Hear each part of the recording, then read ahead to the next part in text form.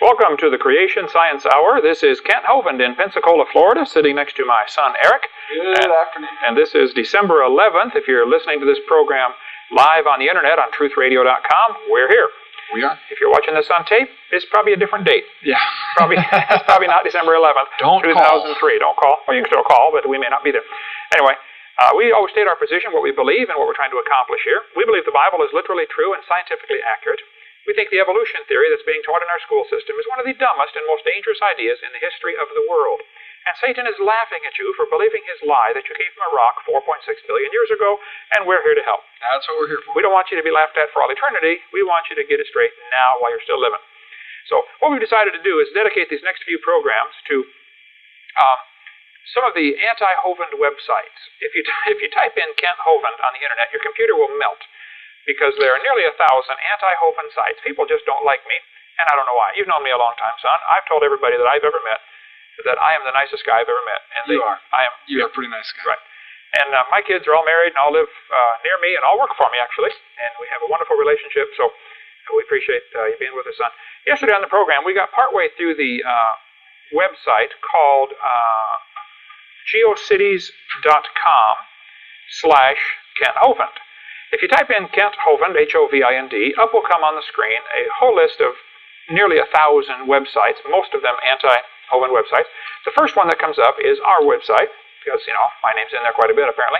Second thing that comes up is this one by a guy named Carl Mary Church in Australia. We did contact Carl Mary Church, though we're under no obligation to do so. I mean, he's had a public website of anti-Hovind for years up there, so Jonathan's been emailing him back and forth, and he complained today that, you didn't tell him this was a debate with Carl Mary Church. Well, it's not a debate. I'm simply responding to his website saying, look, you're accusing me of things that are simply not true, and you promised in your correspondence to correct the site. So we're going to take up where we left off. If you want to join us, get on the internet and go to, they can't get on 2 internet sites at once, can they, Jonathan? Yeah. Truthradio.com, if you're listening right now, if you'd like to join later, if you're watching the broadcast, or if you'd like to call in, we're going to be taking calls the second half of the show. First of all, we're going to go through and discuss some more of these things that Carl brings up in his website. The toll-free number to call, just so you know, you can write it down, is 877-479-3466, which spells out Dino. And that only works in the U.S. In the Otherwise, continental U.S. 850-479-DINO will get you from anywhere in the world. And you have to pay for that phone call. Sorry about that. And you got to do some kind of country code, 011-479-329-846, whatever you got to do. Figure it out. Do it. Give us a call. We'll be glad to take your calls. If you have AOL, you might want to join us. Our screen name is Dr. Dino Live. Dr. Dino Live, if you'd like to join us on AOL. And instant message your questions or comments in. We'll get those, and if it has to do with the show, we'll probably get a hold of it and talk about it. Sounds great. Okay, we're going to take up where we left off. We're on what amounted to the third line. When you go to his homepage at Carl Mary Church's, actually you type in geocities.com and /Kent Hovind. The third, we went through the introduction. We're talking about my $250,000 offer, which has been available for 10 or 12 years. Started off at $1,000 15 years ago, and now it's up to $250,000. Okay, we want some evidence for evolution. He's complaining about my offer. So we're on line 3, which starts off, created the life that exists in at least one of those planets from non-living matter, which was my statement. That's about halfway, or about a quarter of the way down the page, if you're checking it out for yourself. His response was, while present knowledge of molecular biology has not solved this riddle, it is interesting. Hovind said the following on the issue of accepting such a discovery as evidence for evolution. And he's quoting something I said at a university. And I said, I was at a university to speak to a group of hostile students who all believed in evolution. One of the students said, what would you say if they could make life in the laboratory? How about that? What would you say then? I said, well, that would prove that it takes intelligence to create life, wouldn't it? It would take a lot of design and intelligence. I'm not going to say they're not ever going to be able to do it, but if they did, it certainly would not prove evolution, it would prove creation. Well, Carl, precisely the point, okay? It would take intelligence to make life. How they missed that. And he says here, well, molecular biology has not solved the riddle. In other words, we don't know how life got started. Okay, well, Carl, this is my whole point. Until you can prove scientifically that it happened without a designer, quit teaching the kids that it did happen without a designer. Exactly. Don't call it part of science. Don't include it in a science book. It's not part of science. It's a religion. It's something you believe happened. You hope it happened. You pray it happened. Well, you probably don't pray it happened, but you didn't hope it happened. Until then, it's not science. That's the point we're trying to get across. And some people don't get it. Another whole point is I don't believe science really has determined what life is. You can't take something that should be living and put life into that. We can't breathe the breath of life into anything. Or you can't take a frog and put it in a blender and blend it up, and you have all the molecules for a frog in one spot. Now, make it come alive. Put it together. That's a bad picture in my mind. Wow. Frog nog. Yeah. It's Christmas coming up, okay? That's true. Red and blue. Okay, number 4, I said in my website, cause the living creatures to be capable of and interested in reproducing themselves. And he writes, this is a straw man. It's almost tautologically obvious that organisms that wouldn't reproduce would not survive, and those that do reproduce will survive. An organism that doesn't reproduce is, by very definition, non-living. Well, this is not correct, okay? The definition, there are many organisms that do not reproduce, that cannot reproduce for whatever reason. There certainly are alive. I've met people that don't have any children, would like to, can't have any children, they're still alive. Yeah. So you're wrong about that, Carl. I'd change that sentence. Definitely need to take that out. Second half hour, we're going to take calls, or is it about this? Okay, we can take one here, but let's say the rest of the second half hour. We've got a bunch to cover here. Okay. Who? Josh. Okay, Josh, go ahead. Hello, I can barely hear you, Josh. I'm getting a ringing sound too. Now, we have a whole lot of equipment set up here, and 3 guys over here working on it. And according to evolution, complex things like this happen automatically. I lost the ringing sound, but I don't hear Josh anymore either. Okay, go ahead, Josh.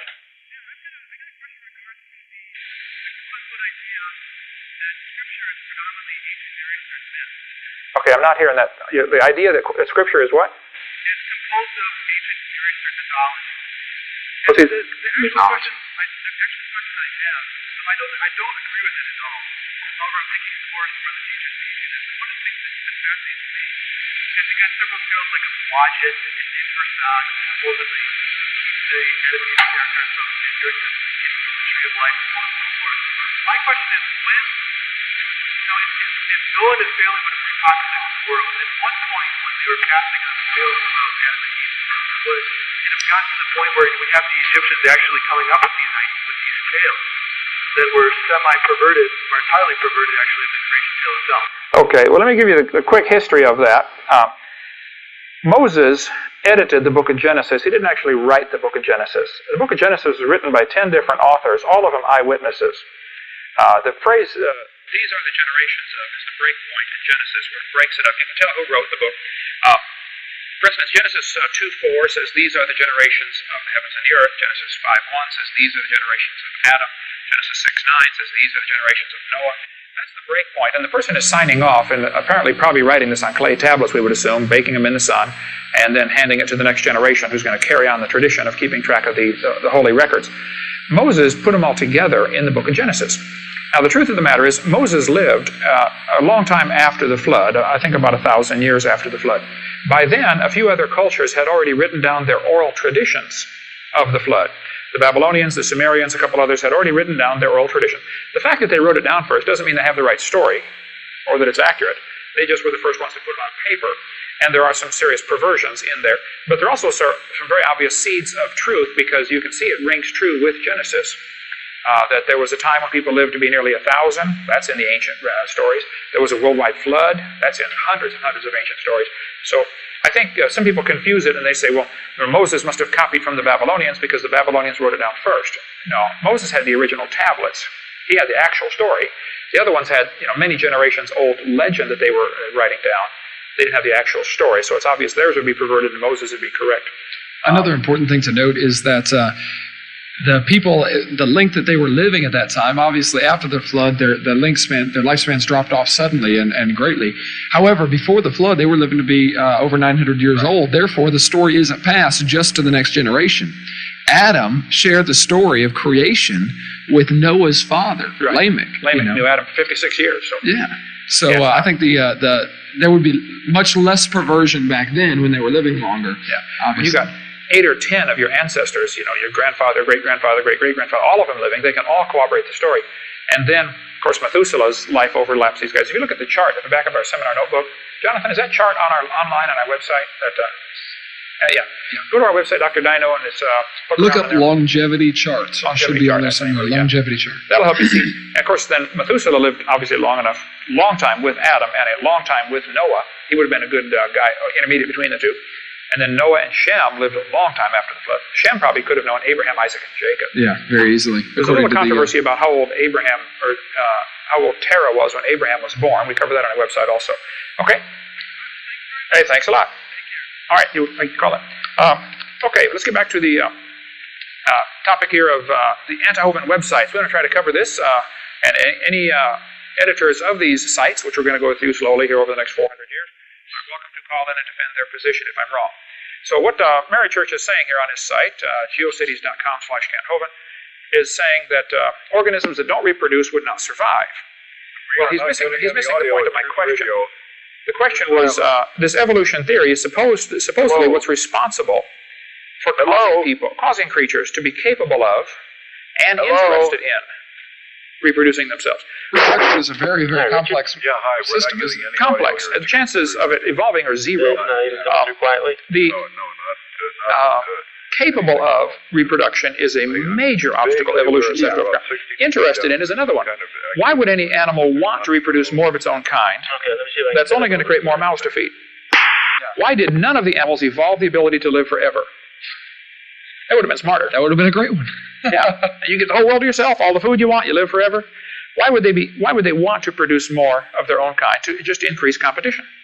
No. Evolution has no answer to that other than, I can say the scripture says that's how God designed it. And I believe that's true. That's my religion. I quickly admit that's my religion. The problem is the evolutionists don't admit theirs is that's theirs, exactly. We dealt with that yesterday on the program. A lady, Pamela, called in, and it's very difficult to see that evolution really is a religious belief. You must believe in it. You can't know it as fact. And I'm convinced Satan's laughing at these people for believing his dumb idea. But hey, it's working. He's loving it. Christ. Yeah. Okay, number 5 on the website. I said on my $250,000 offer that the evolution theory caused that first life form to spontaneously diversify into different forms of living things, such as plants and animals on the earth today, biological evolution. His response is, this is a straw man. Whenever there is replication of DNA, there are errors. Sexual reproduction also adds further combinations of variety. And it is upon this variations in populations that natural selection operates. This process is elegantly simple. He is still talking about microevolution here, isn't he? He's not getting it. Okay. So the theory says that complex life forms came from simpler life forms. There's no evidence of that. Right. There are people who believe in that. Well, great. You can believe whatever you want, but quit calling it science, okay? Exactly. What we see is dogs produce dogs. Roses produce roses. Farmers plant corn. They expect to get corn. And so far, that's all that's happened. Or to get nothing. Maybe neither nothing grows or corn grows. That's for sure. Okay. He says this is a straw man. I think you're wrong, Carl. I take this section out of your website. He said what Hovind is playing here with is the macro-micro loophole.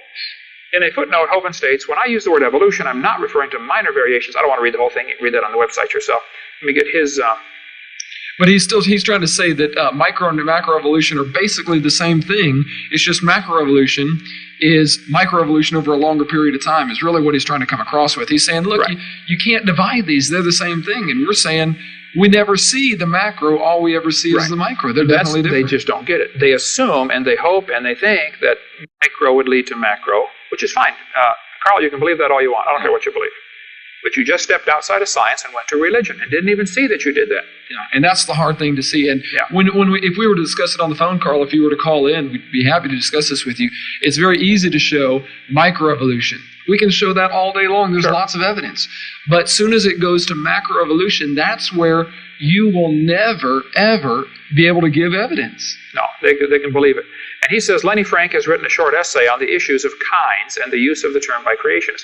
The Bible uses the word kind, and it's very simple. If you want to tell if it's the same kind, can it bring forth? It doesn't even have to bring forth an organism that will reproduce later. The horse and the zebra can bring forth a zorse. The horse and the ass can bring forth a mule. Now, generally, the mule is sterile. Jonathan, were you on the phone with me talking to the guy who had the mule? Blue Moon was the name of the mule. We talked to the guy. His mule was fertile. And, interesting. Had 2 of them. Yeah, had ended up with a brother later. The guy's still alive. He's like 80 years old. Where was he? Was that in Virginia? Wow.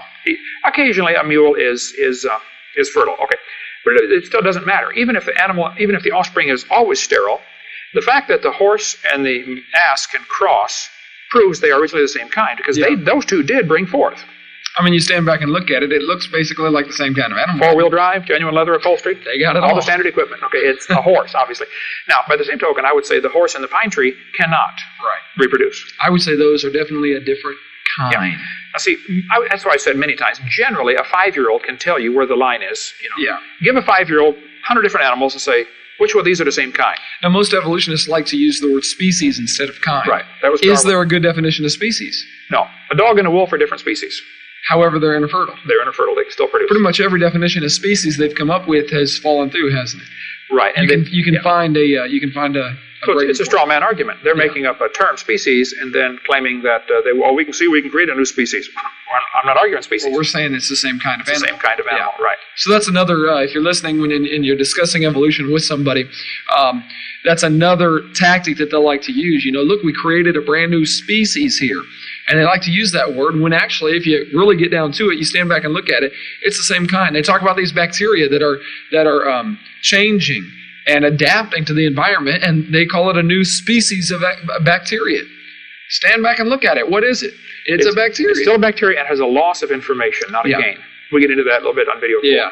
Let me skip a few paragraphs here. I don't want to read this whole thing and take 600 years on just this one website, because there are thousands of websites, or maybe hundreds of websites to go.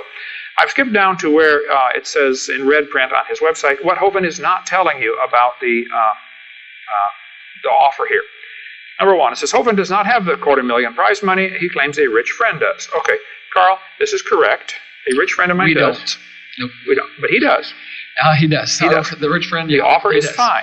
So why would you have something like this in here? And I said very clearly many times that this offer is sponsored by somebody else. Yeah. So this is unnecessary for you to take up valuable internet space with this trivial bit of information. Okay.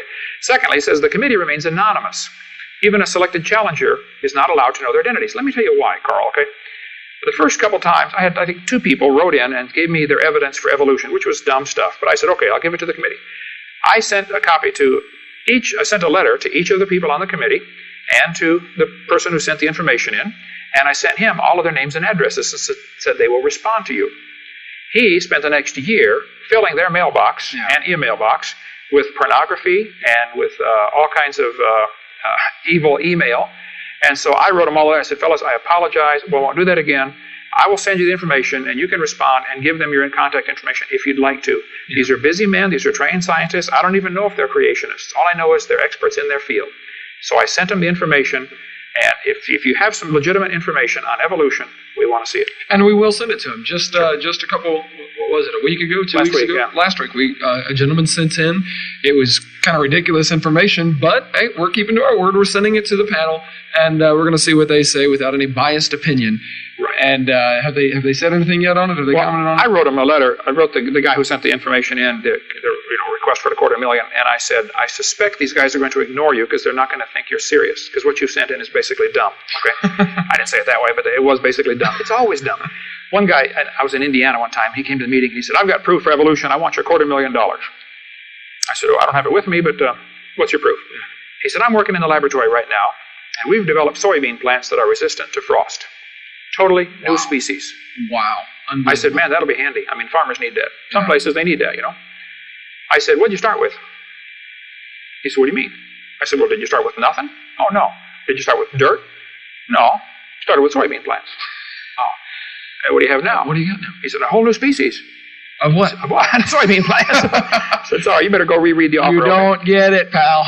So, should I bother sending that to these, these people on the committee that have lots of other things to do besides handle dumb questions like that? No, I think that's answered very simply in our simple seminar series that 4th graders can understand. Yeah. 4th graders are going to tell you, no, that's a simple variation.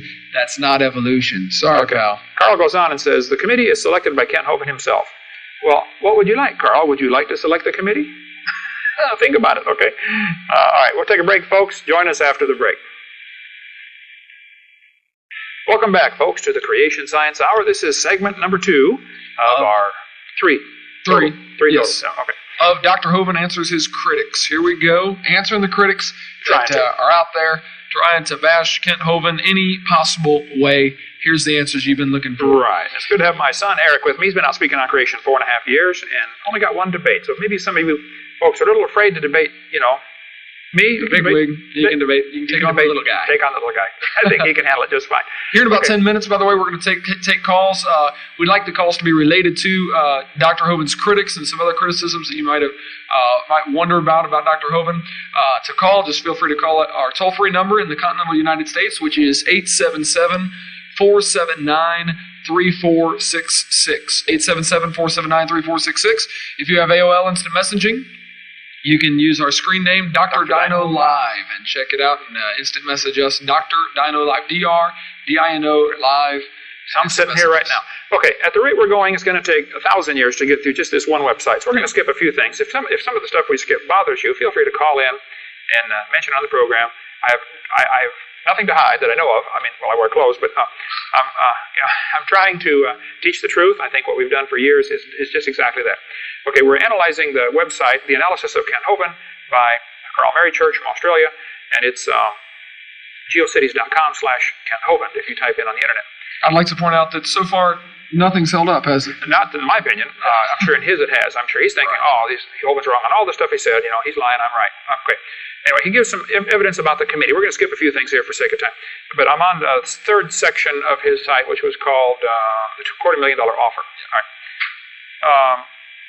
I mention in mine, if you're convinced that evolution is an indisputable fact, may I suggest you offer $250,000 for any empirical or historical evidence against the general theory of evolution. This might include the following, and I go through and give a bunch here. Number one, that the Earth is not billions of years old. And he says, for the demolition of every young Earth proof, Kent Hovind has suggested, see, this website. Referring to, I forget the guy's name now, that has Dave Madsen, who has how good are Kent Hovind's young Earth proofs. We'll get into that later in probably 20 programs from now. But I still am willing to defend myself on any of those issues, and we can here. So, no, I think it's pretty obvious to the trained scientific eye that the Earth cannot be billions of years old for lots of scientific reasons. And he says, number two, it's a straw man. No definition of kind has ever been given by Hovind. Carl, you're simply mistaken or you're lying. I've given it many times. If they can bring forth, they're the same kind. Exactly. Or is it better to say the original animals that were able to bring forth? Right. I think the Alaska rabbits and the Florida rabbits can't bring forth. Right. They can. You can diversify to the point like branches on a tree. Evolution is trying to make it like it's one big tree. No, it's an orchard. Yeah. There's a horse kind. There's a dog kind, which has produced hundreds of varieties of branches on the dog tree. It's an orchard. There's a bunch of different kinds of animals God created. Okay. Let's see. No one has observed life arising spontaneously from non-living matter. He says this is true depending on the definition of life used. Well, Carl, I'm glad you partially agree with me on something. That's good. Okay. Matter cannot make itself out of nothing. See the professor. I haven't looked at that website here. Not only that, backing up to contradiction, Hovind has admitted he does not know what a kind is. Even if you have said that in the past, I'd say we would retract that, even if that was said. I think maybe in a debate, somebody asked the question. I could go back and look at one of the debates, but I said, I may not know exactly what the original kinds are. And he probably took that as, well, you don't know what a kind is. Well, the Bible says if they can bring forth, they're the same kind. Okay. Is that the end of this section? His suggestion. Okay, after my 5 things, when I use the word evolution, I give the 5 different definitions. And he says the 5 types of evolution that don't happen. He says, Hovind has implied the above events did not occur simply but simply with the aid of God. In short, he has just presented the case for theistic evolution, which Hovind does not support. No. You're missing the point totally here, Carl. Okay, I'm saying these 5 things cannot happen by themselves. God, however, did bring everything into existence. This is not theistic evolution. I'm not saying that God used some kind of process to let the creatures evolve. That would be a retarded God. That would be a cruel God. There's a joke going around that God spoke and bang, it happened. We're not saying God used the Big Bang there. Not at all. Okay, and he gives a bunch of links of people who've tried to take up my challenge, and I will be glad to debate any of these guys. Half my brain tied behind my back in front of any college or university. I don't have time for written debates. There's one website coming up later. Kent Hovind refuses to debate. Yeah, they want to get me into an email debate where 6 people are listening. And how retarded is that? I don't have time. Yeah. I told one guy today. He said, "Why don't you answer these critics? This one guy offered to do a written debate." I said, okay, why don't you call George Bush and offer to debate him on any topic? What would he say? He's going to say no. You don't have time, okay? Exactly. I'm not George Bush, but I'm fighting a much bigger battle. I don't have time Exactly. to pick on one of these guys that has, Now, he gives several websites here to people that have tried to pick up the $250,000 offer. Is that something that do you know many of these people, or what's going on? No, I'm sure we'll get to them because they come up later. Oh, okay. Well, I remember a couple of them. We can spend all day on the Boudica. Yeah, we'll get into Boudica's 300 Lies later. Okay, I want to go to item number 4. Go back to his homepage, and we're going to do number 4, assault and battery. I've never had a chance to publicly defend myself. Hey, here we go. Here we go. And you can read through the whole thing about yourself. Let me give you the story, okay? Maury Atkins worked for me for quite a while in our ministry, doing a great job, a good friend of mine. He is very sick, and we need to pray for his health. He's moved on, I don't know, Oklahoma or someplace now, but he's in very bad health, so we're praying for Maury. Anyway, Maury got married late in life, and the lady that he married already had a grown son who had a wife and baby, and we own a house next door. We were leasing a house next door to our ministry, right over that way, about 100 yards. My daughter and her husband live in it now. And Maury was there. He got married. Of course, his wife moved in with him. And then he came a couple weeks later and said, hey, my wife's grown son doesn't have a job, and I would like to come down and live here. So we arranged to get the trailer over there. Jonathan, where you're living in that trailer? They were going to come live in there. Air conditioner was broke. It was hot. So we said, here, you stay there for a couple of weeks until we get the trailer fixed. We got the trailer fixed. They never did move in. Ended up staying there in that little 2-bedroom house, all 5 of them, for 7 of them. long time. Kids and everything. 105. 2 girls. And 7 and 2 girls, that's right. Anyway, bottom line is, she went schizo and threw Maury out of the house. And so, family, they broke up. Okay. Maury called me from someplace, Tallahassee or something, said, Brother Hovind, I just talked to Trudy. She would like me to give her some money so she can move. I said, okay. I went downtown. I drove all over around where the Christian school where her 2 kids were going, the 5 and 8-year-old, whatever they were. I found a bunch of houses, came back with a list of houses that they could get, a list of realtors who would be glad to help. I talked to the school principal, said, hey, we're trying to help this family. I walked over there with $500 and this list on my clipboard of people that would like to rent them a house. I said, Trudy, Maury would like you to sign a receipt. I'm standing there half in the door, and she said, I'm not signing a receipt. I said, Trudy, we got a problem here. This is my house. It's rented to Maury. You threw the renter out. You have a problem, Trudy, and I'm trying to help. I'm your friend. I want to be your friend. She said, you're not my friend. I said, look, I'm your friend. I've never hurt you in any way. Your kids love coming over here. We've been friends for a couple of months here now. Let's get this straight. Bottom line is, her 320-some-pound son came, when she tried to slam the door on me, I pushed the door back. I said, Trudy, wait a minute. Let's get this resolved. Okay, hold it. We got to get this fixed. How can I help? Her 300-pound son came running across the kitchen and grabbed me, dragged me across the porch, which is about 8 or 10 feet wide, threw me down the steps, broke my rib, and cut my thigh. I, dazed, laid there on the front yard, and I called Maury. Hey, Maury, it didn't work. I tried to give him some money. She didn't want the money. She wanted the money. She didn't want to sign a receipt. What do I do? He said, call the police. Get that guy arrested. He said, they've been in trouble before with the police. I said, okay. I called the police. Meanwhile, they called the police. Now, Escambia County has kind of an unwritten rule. If there's a domestic disturbance, whoever calls first is probably innocent. So their call beat me to the police station. I came back over here, got to work, forget about it, but I came over here and did other things for a half hour. When I finally saw the police arrive over there, I was finished a couple phone calls I was on. I went over there to say, okay, that's the guy right there, the big guy sitting on the steps, he threw me down the steps, hurt my side, found out later my rib was broken. Arrest him. Police didn't want to hear a thing I had to say. No, not at all. They had me handcuffed and ready to spray me with mace and threw me in the back of the car. He didn't want to hear a thing I had to say. And he had a mace can out. I said, what are you doing? I'm the innocent victim here. I didn't touch anybody. Didn't matter. Threw me in the back of the car. Okay, here I'm in the back of this sweltering police car in July, got the big glass screen in front of me with a little tiny window, a little bit of air conditioning come through there. I'm leaning down, trying to survive. Sweat rolling off me. I hollered at I saw the policeman putting you in handcuffs. Yeah. So I ran over there. You ran over, my wife ran over, Marlissa ran over, Paul came over. Anyway, what's going on? Bottom line is, the whole case was dropped. There was never any evidence. I didn't assault and batter anybody, okay? And you wouldn't? I wouldn't. You've been in my care for a long time. Yeah, I've done enough. You a few times. I've done enough things that would warrant assault and battery, but I've never gotten that. Sure. So, Carl, this whole section needs to be removed from your site. You're either confused about the facts or you're deliberately lying, okay? Yeah. Plus, it's a straw man. This is unrelated to the creation evolution issue. Even if I was guilty of assault and battery, which I'm not, it wouldn't matter, okay? It's an ad hominem attack, isn't it? It's an ad hominem attack, okay? That's the first sign you're losing a debate, by the way. Yeah, right. You don't want to do that. I wrote, I had a friend of mine, it had cost me $3,500 to defend myself with a lawyer friend of mine, to defend myself against a false charge. When it came time for court, we walked into court, and the prosecuting attorney just walks up and says, "Null pros," whatever that means in Latin. We're not going to prosecute. Yeah. Now that they've made you spend the money. Now that they wasted a bunch of my money and time and embarrassment, articles all over the paper and articles all over the internet over something that didn't happen. Yeah. So remove it. It's unnecessary. It's this, like I said, it's either you're confused about the facts or you're lying, okay? Because I didn't assault and batter anybody. Keep in mind, Jesus got accused of all kinds of things. Actually, he got accused and convicted and sentenced and executed over something he didn't do.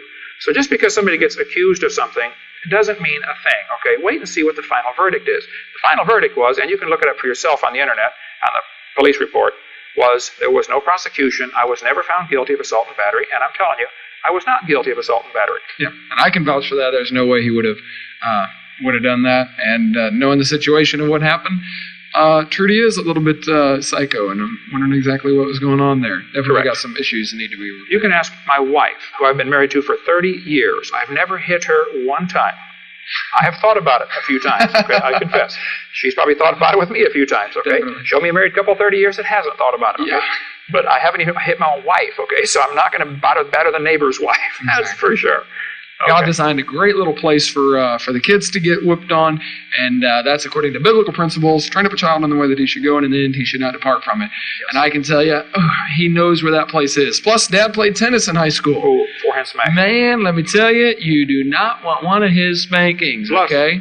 You now have a 1 1/4-year-old. Oh, boy, yeah. My little girl, Stephanie, I am worried about that. I'm definitely going to reap what I sow, and that's scary. It's wonderful, son. Just love them. What was my record in one day? About 20? No, we won't go there, but anyway. But I wanted you to turn out right. I think, for the most part, Well, you obeyed the Bible, so I'm thankful for that. Okay, I'm going to section 4 on his website, Analysis of Kent Hovind, Mr. Hovind and the Professor. I haven't read this one yet. Lies in the textbook sermon. Let's see. This is when you tell a story about the professor you spoke to on the airplane. Oh, okay, yes. Great little story. If you haven't heard it, seminar number 1 is the professor's story concerning the Big Bang and how the professor didn't have the answers to the questions that we had. Okay. Mary Church is griping here that it's anonymous authority. Who's the professor? Yeah. I don't remember. How many people do I meet a week? Quite a few. I've flown 208 times this year. I don't remember who the professor was. Bottom line is, it doesn't matter. What difference would this make? Okay. He's trying to make a point. Not out of the ball here. He's doing what's called filibuster. Let's talk a whole bunch and distract people from the real story. The story is true. The professor did say he believed in the Big Bang.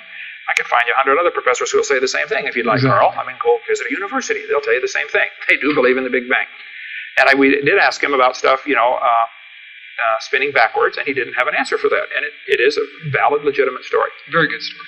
Okay, and he says, who's the professor? What's his area of study? Cosmology or maybe economics? Berkeley has more than 130 academic departments.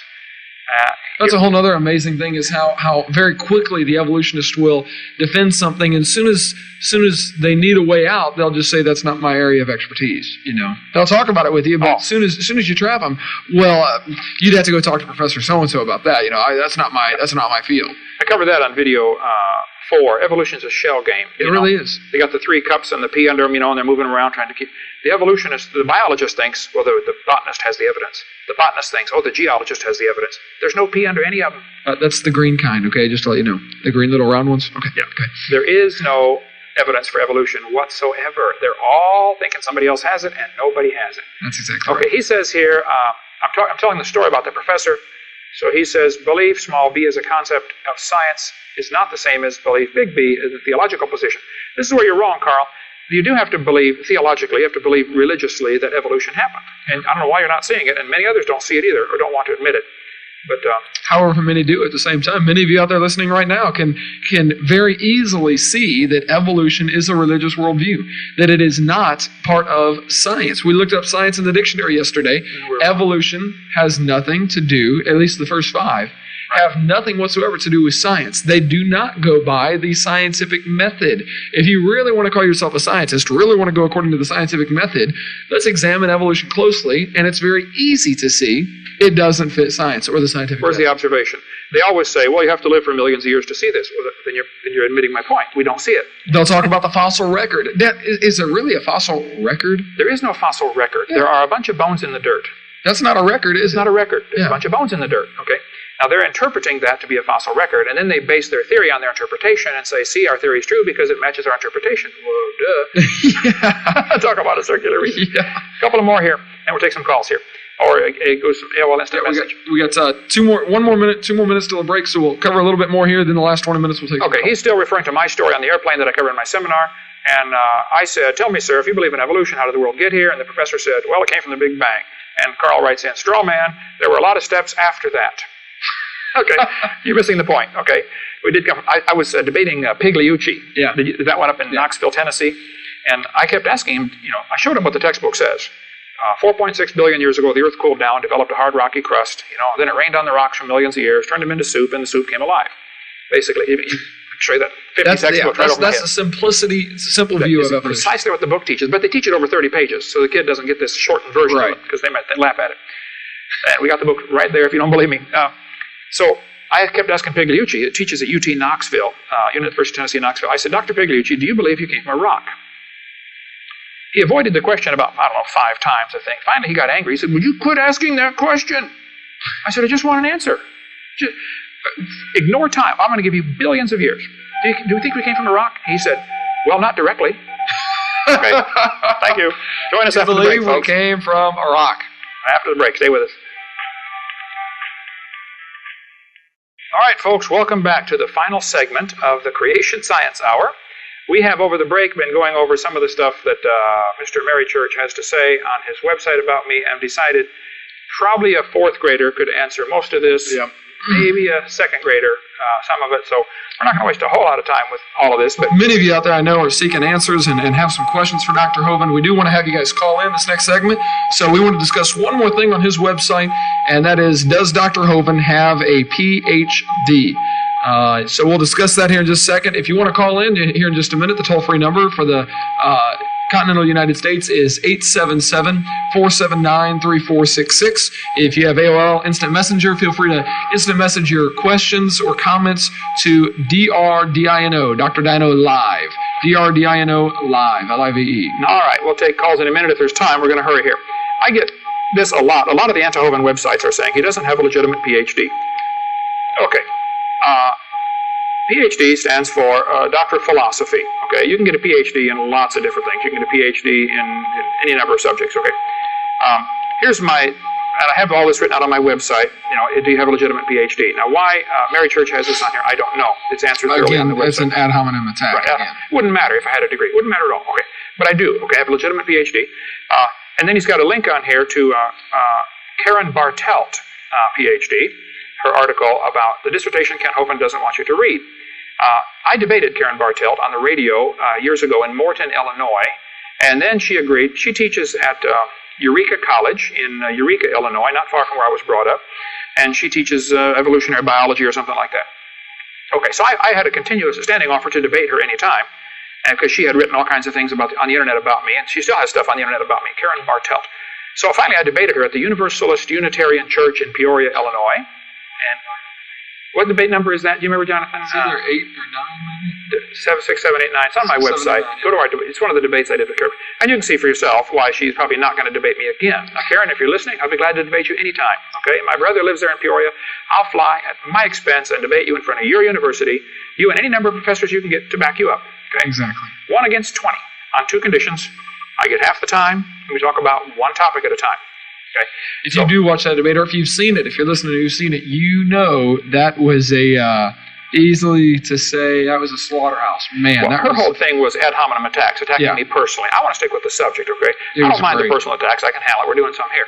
But I love it because, Dad, you went through and you just said, when she got done with all of these attacks, you said, okay, throw the PhD out the window, throw everything you want at me. I'm a bad person if you want. Okay, now, what about creation versus evolution? Right. Let's get to the subject at hand. Call me Kent, call me Bubba, call me Hey You. Now, okay.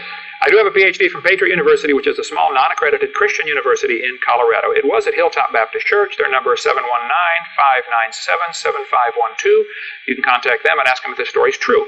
About 3 people a year got a PhD through Patriot University, got a doctor's degree of some kind. About 25 people a year got lower degrees, bachelor's or doctorate. They offer distance learning, which thousands of universities do, okay?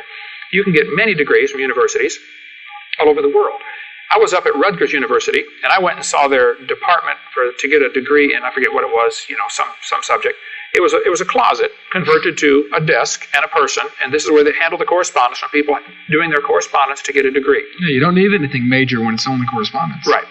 Now, so I mentioned that my PhD is from Patriot. Patriot, then after I got my PhD years later, moved to a different church. It's a Christian university out in the hills of Colorado someplace. And right next to the church is a parsonage. Well, somebody went by and took a picture of the parsonage, which has the same address. Oh, Dan, you have the PhD. Yes, we do have an official PhD here. There we go. I'd like to show that to everybody. You're going to have to get this video if you'd like to see it. Here is the official PhD. We were using holding it right now. The post hole digger. Post hole digger. We got one right here. Just using it. So we got 2 of these actually, plus the doctorate of philosophy. That makes a total of 3. So that's great. I do have a legitimate PhD, so if you don't like it, don't call me doctor, call me Bubba. It doesn't matter to me, okay? Many people get degrees. I don't know if people cheat for their degrees or lie or somebody else pays for it. I don't know. I know. I worked hard for mine. If you don't like it, ignore it. Okay, Carl, this is unnecessary on your site. Okay, we got a caller here. Let's take the first one here. Go ahead. Yes, Dave, go ahead.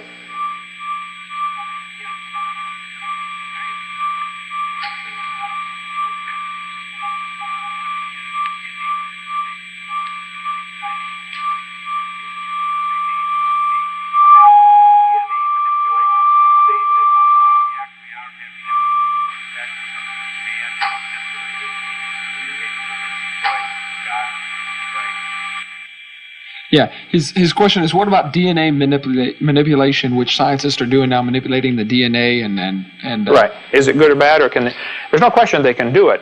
The question is it going to do any good? Can we improve on what God made? And are there any dangers involved? I think they took some genes from a firefly or something that glows and put it into a monkey, and made a glow-in-the-dark monkey or something. Well, that's real handy, Yeah. The hawk is going through the jungle in the middle of the night, where's that monkey? Oh, there he is. There he is. It's not anything going to increase survival value. I am very nervous. I don't think man knows near enough about the genetic code to be messing with it like that, okay? I think, it's going to be one of those cases where they create a monster that is now, they can create a new bacteria for which there is no antidote, Yeah. You're going to create a plague. Could happen. I'm not against this kind of research. I'm just saying I think modern man is in first grade or kindergarten compared to where we need to be in our understanding of the DNA, the most complex molecule in the universe. We're nowhere close to being able to mess with this. Another whole way to look at it is some people are going to say, well, they've rearranged this DNA. Doesn't that prove evolution? Look what they've made now. Would that prove evolution? Well, what they've done, they've got things like the giant strawberries, it's called polyploidy. It's a doubling of the information. There's no new information. Exactly. Same number of chromosomes, doubled, okay? I have one more point I want to make about the degree, though. Charles Darwin's degree was in theology. Textbooks call him a scientist. His only degree was in theology. Many of the people involved in the early days with evolution had nothing to do with science. For instance, Charles Darwin was an apostate divinity student. Charles Lyell was a lawyer. William Smith was a surveyor. James Hutton was an agriculturist. John Playfair was a mathematician. Robert Chambers was a journalist. Russell Wallace had little formal education of any kind, except a little apprentice in surveying. Thomas Huxley had an indifferent education in medicine. Herbert Spencer received practically no formal education except some practical experience in railroad engineering. Thomas Malthus was a theologian and an economist. Erasmus Darwin was a medical doctor and a poet. All these guys are the big names in evolution back in the early 1800s. So you don't have to have a doctor's degree in anything. So I do cover that on my website. Would appreciate the answer, but Carl, I would say you need to take that off your site. Got a couple of AOL instant messages here. This is from Doug in New York. Hey, Doug. His roommate Dave is with him, so hey, Dave. Hi, Dave. He says he's got a question in the book of Job. God spoke to Job asking, where were you when the stars sang to the earth? And also in Psalms, where another verse about stars singing. Do you think at one time the firmament was able to pick up frequencies and resonate them to make the beautiful sounds God spoke of? I do, but I couldn't prove it. It does talk in those passages about the stars singing together. Carl Baugh probably has the best research I've seen on that. He thinks the canopy that used to protect the earth, mentioned in Genesis 1, 6, and 7, and mentioned in 2 Peter 3, about the water, the earth was in the water and out of the water. I suspect, and Carl Baugh thinks, probably a canopy of ice, 10 or 20 inches, I don't know, whatever it takes, act as a barrier, a greenhouse effect to filter out the radiation, increase air pressure. He says it was probably super frozen hydrogen, oxygen, because hydrogen and oxygen molecules, 105-degree angle like Mickey Mouse ears on the oxygen molecule, the two hydrogens. When it freezes, it locks itself into a matrix that expands 12%. This 12% expansion is why ice floats instead of sinks. You goofing off over there, son? Yeah, I've just got a call there. Got a meeting later. Yeah, okay. Yeah. As you keep getting it colder and colder, however, it starts to recrystallize again and reform apparently a new substance. It's still ice, but it's super cold ice. And Carl Baugh says it laminates into hydrogen, oxygen, hydrogen, oxygen. And now it becomes malleable, where you can hit it with a hammer and it won't shatter. Instead, it flattens out like lead or gold. We're talking like super cold temperatures, 400 below zero Fahrenheit. Even down close to absolute zero, 459.6 for you technical folks, or negative 273 Kelvin, Celsius, or 0 degrees Kelvin. So, or there's another fourth temperature scale, but I don't remember. It doesn't matter. Okay, doesn't matter. The fact is, at low temperatures, ice behaves strangely, and it may indeed have resonated or changed the radio waves. No question, stars put off radio signals. There are radio telescopes to listen to that. Is that a frequency, though, that we can hear? Bottom line is we don't know. Well, you can't hear the frequency coming from the radio station now, unless you get a tuner to adjust it. You can get a radio. So it could have worked, it could not have. We don't know. The radio changes a electromagnetic frequency into something you can hear, an audio frequency. So I don't know. I think so, though. Lord Has Risen, 2003. Can you please explain, that's who that's from, can you please explain where the idea for a pre-Adamic race came from, and why do many preachers still go along with the gap theory, even though it does not hold water to the Word of God? The theory came from the devil, who wants people to believe the Bible is not literally true. Yeah. He wants us to think there was death before Adam got here. The Bible says clearly in 1 Corinthians 15 and in Romans 5, man brought death into the world. The pre-Adamic race idea says there were people here before Adam. They died when Satan fell from heaven. The whole theory is baloney. We cover that in great detail on videotape number 2, or on a little book that we wrote called The Gap Theory. Yep. This is, let's see, here, whatever that is. Some of them have really hard names to pronounce. Yeah, no, okay. I wonder where some of these people came up with these screen names. This is crazy. If it is true that the moon was around 1 million years ago, the distance difference would be irrelevant. That's what he writes in. See if you can make sense of that. If it is true. By the way, while Dad's checking that out, if you got an AOL Instant Messenger, we got about, or you want to call, we got about 3 or 4 minutes, or 3 minutes remaining. Feel free to call at 877-479-3466. If you would like to AOL Instant Message us, it's Dr. Dino Live is the screen name. Okay. This fellow says, whoever, hero of time, if it is true that the moon was around 1 million years ago, the distance difference would be irrelevant. Not true. See, the moon is leaving us about 3 inches a year. Yeah. So if you go back 1 million years, it was closer.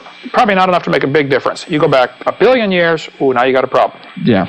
Now, we don't know if it's logarithmic or geometric or lineal, the progression as it leaves, but probably geometric. Bottom line is, it is leaving, isn't it? It is leaving, which means it used to be closer. You bring the moon in closer, you get a problem because the moon causes the tides. Okay. We're in Pensacola, 6 miles from the beach. Here you worry about the tides. If hurricanes hit during high tide, you got a problem. Yeah. Hurricanes hit anytime, you got a problem. But you get a worse problem if it's high tide. So bringing the moon in closer makes the tides higher, which creates a real problem. It's going to wash the beach clear back to Chicago. Walt Brown says on his website, creationscience.com, there's a 1.2 billion year time limit for the Earth-Moon situation just because the moon is moving away. So in answer to your question, hero of time, I agree, 1 million years probably wouldn't make much difference. 1 billion would, and the textbook says, up here I got a bunch of them, that the Earth is 4.6 billion years old. And the moon's 4.6. Scientifically, impossible. Yeah. Can't be true. They're lying to you. No, Or they're I mean, confused. Okay. if you go back 1.2 billion years, the tides would cause everything on Earth to drown twice a day. Normally, most people can only drown Once a day. Yeah. That's usually the limit. That's the limit. Okay, tomorrow we're going to be dealing with more of the website. What we're going to do for sake of time, so I'm going to try to get some time tomorrow and synthesize, just pick a few of the key questions off of Carl Mary Church, his website, geocities.com/Kent Hovind. He's got stuff about Patriot University, quacky quotes, show me the money, liar, liar, pants on fire. I'll go through and try to pick out a few of the ones that are worth dealing with. Some are simply not worth dealing with. Silly. Sorry, Carl. So, Carl, you've been invited to call in or write into the show. If any of you folks want to go through some of these anti-Hovind websites and pick out some of the key things that really bother you, AOL Instant Message us to Dr. Dino Live, our screen name, or go to drdino.com and go to the Creation Science Hour, and you can AOL Instant Message that way. I've never sent an AOL Instant Message and don't know how to do it. Wouldn't know how either. Most important part of the program, though, is letting folks know Jesus loves you. Yeah. Even you folks that believe in evolution. Even though you're calling God a liar, He still loves you. Still willing to forgive you. Okay? You're a sinner. I'm a sinner. Actually, I've committed the worst sin in the world. Yeah. The Bible says you're supposed to love the Lord your God with all your heart, with all your mind, with all your soul, with all your strength. Jesus said that's the first and great commandment. I haven't always done that. So to break the greatest commandment would be the greatest sin. Yeah, it would. I've broken it. And so you may have done something, minor, like, murder or something like that. Adultery, fornication, Yeah. you name it. I've done a lot worse than that, and Jesus forgave me. And He'll forgive you. He loves you. He wants to forgive you and save you. 35 years ago, in February, it'll be my 35th anniversary as a Christian. I gave my heart to the Lord. I said, Lord, I'm a sinner. Would you forgive me and save me? And He did. And you did that years ago. Ask the Lord to forgive you. And that's what God wants from you, too. Exactly. He wants you to ask Him to forgive you and save you. It's wonderful. So go to our website, How to Get Saved, drdino.com. Tune in tomorrow, folks. Join us then.